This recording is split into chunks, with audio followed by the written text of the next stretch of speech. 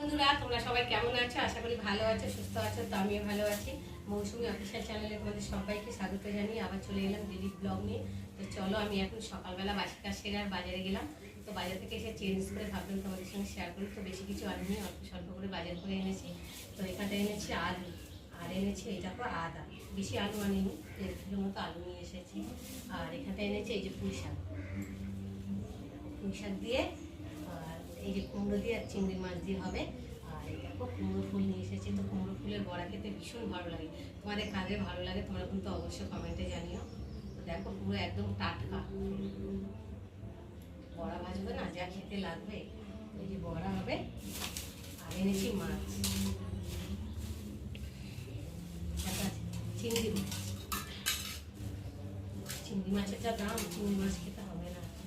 আর এনেছি দেখাচ্ছি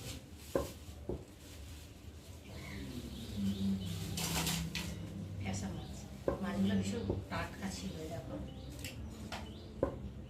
কত সুন্দর পিস করে হয়েছে লেজা। এটা ঝাল খেতেও ভালো লাগে, ভাজা খেতেও ভালো লাগে। দেখো একদম পুরো টাটকা মাছ। আর এর মধ্যে রয়েছে চিংড়ি, কুমড়ো দিয়ে পুঁই শাক দিয়ে চিংড়ি মাছের চচ্চড়ি।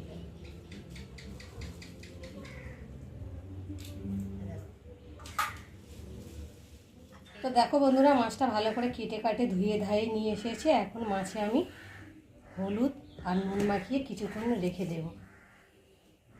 তারপর কাটাকুটি করব, করে তারপর রান্নায় যাব।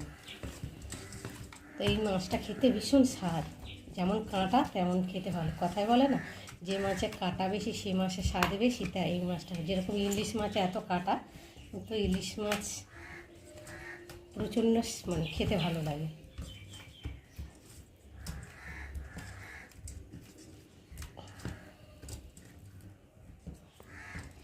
আর আমার হাতটা একটু কেটে গেছে, তো আর নুন পড়ছে, জ্বালা জ্বালা করছে হাতের মধ্যে।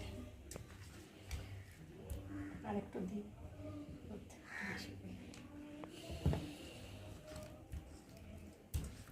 নোনা মাছ তো একটু অল্প করে নুন মাখাতে হয়, কারণ এমনি নোনা মাছের নুন নুন লাগে খেতে।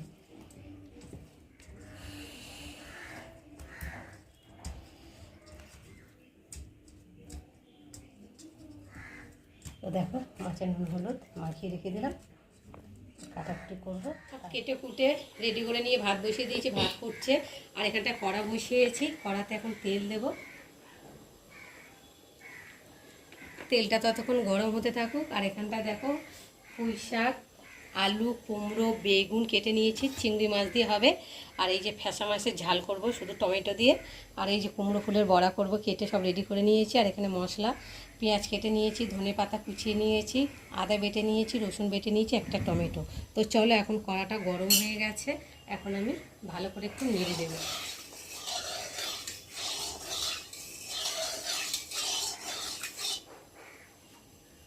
এখন এই যে নুন হলুদ মেখে রাখা মাছগুলোকে দিয়ে ভালো করে ভেজে নেব।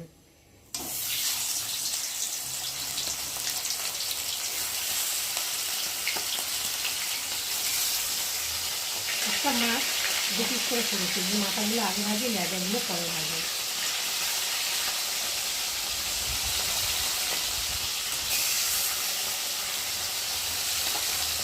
দেখো বন্ধুরা, মাছগুলো ভেজে তুলে নিয়েছি। আর এই যে কড়াতে তেল দিয়ে আর পেঁয়াজ দিয়ে ভালো করে একটু ভেজে নিচ্ছি।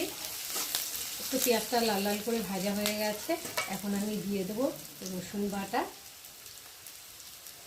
আদা বাটা, জিরের গুঁড়ো আর লঙ্কার গুঁড়ো। আর দিয়ে দেবো হলুদ গুঁড়ো,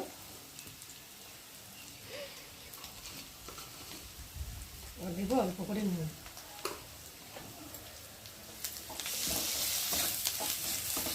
আর দিয়ে দেবো টমেটো কুচি দিয়ে মশলার সাথে, পেঁয়াজটার সাথে ভালো করে মশলাটা কষিয়ে নেব, যতক্ষণ না মশলার একটা গন্ধ থাকছে।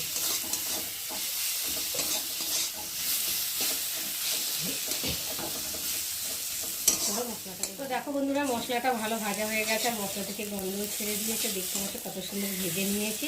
আর এখন আমি জল দিয়ে ঝোলটাকে ভালো করে ফুটিয়ে নেব।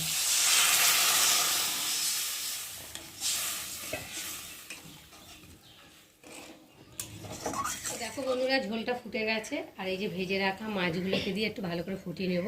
তো মাছগুলো ফ্যাসা মাছই এরকম ভাজার পরে এরকম হয়ে যায়, মানে পাতলা পাতলা হয়ে যায়।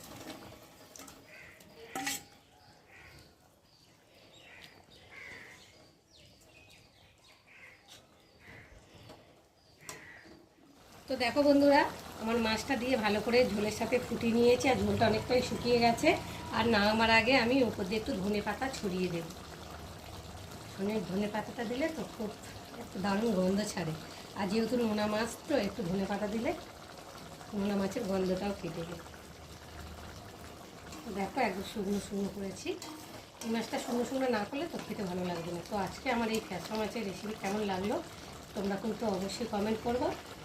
আর ভালো লাগলে লাইক কমেন্ট শেয়ার করো, আর আমার চ্যানেলে যদি নতুন হয়ে থাকো চ্যানেলটাকে সাবস্ক্রাইব করো। তো চলো আবার তোমাদের সঙ্গে দেখা হবে পরের ব্লগে। ততক্ষণ তোমরা তোমাদের খেয়াল রাখো, তোমরা আমার চ্যানেলটাকে সাবস্ক্রাইব করতে থাকো, আর আমি এদিকে ততটাকে ঢালতে থাকি।